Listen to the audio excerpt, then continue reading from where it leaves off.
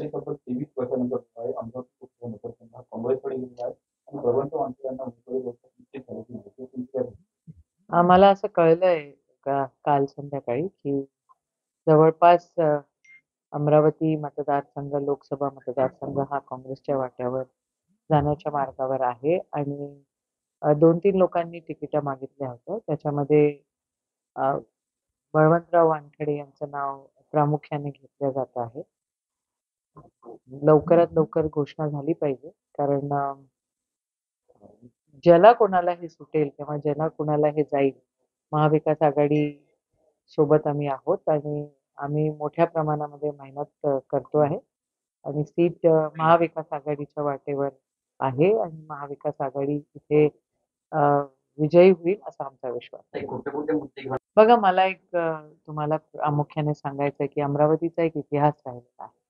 अमरावतीमधनं जी मंडळी लोकसभेमध्ये गेलेली आहे, ती खरोखर दर्जेदार आणि एक प्रभुत्व ठेवणारी मंडळी आहे. संविधानाच्या जडणघडणीमध्ये ज्यांनी काम केलेलं आहे, भाऊसाहेब पंजाबराव देशमुख हे देखील ह्या मतदारसंघातून गेलेले आहेत. अ, आदरणीय प्रतिभाताई पाटील आपल्या पहिल्या महिला राष्ट्रपती होत्या. त्या देखील या अमरावती मतदारसंघातून गेलेल्या आहेत. आमच्या उषाताई होत्या त्या देखील लोकसभेमध्ये गेल्या. आदरणीय अ, महामहिम रासू गवई साहेब हे देखील या मतदारसंघामधनं निवडून गेलेले आहेत. तर ह्या अमरावतीचा इतिहास आणि अमरावतीचा जो दर्जा आहे, तो जो व्यक्ती टिकवून ठेवेल आणि खरा सच्चा अमरावतीकर जो असेल, तो इथून पुढे निवडून जाईल. विषय खूप सारे आहेत हो.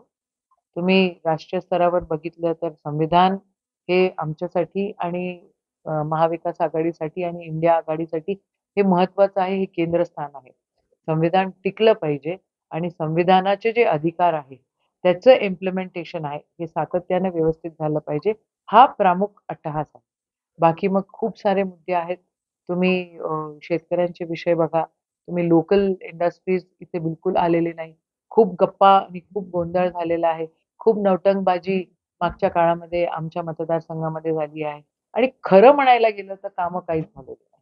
म्हणजे आमचे कामं, आम्ही बजेटमधले आणलेले कामं, आत्ताचे जे खासदार आहेत, ते स्वतः मिरवायच्या मार्गावर लागलेले, असं नाही चालत ना. तुम्ही आहात, सत्तेसोबत गेलात, तर अमरावतीचा फायदा कुठेतरी व्हायला पाहिजे. हा एक मुद्दा नक्कीच लक्षात ठेवला पाहिजे. तो काही विषय आम्हाला इथं कोणालाच अमरावतीकरांना होताना दिसला नाही आणि म्हणून यावेळेला महाविकास आघाडी 100% निवडून येणार, एवढं तुम्हाला मी प्रामुख्याने सांगू शकते.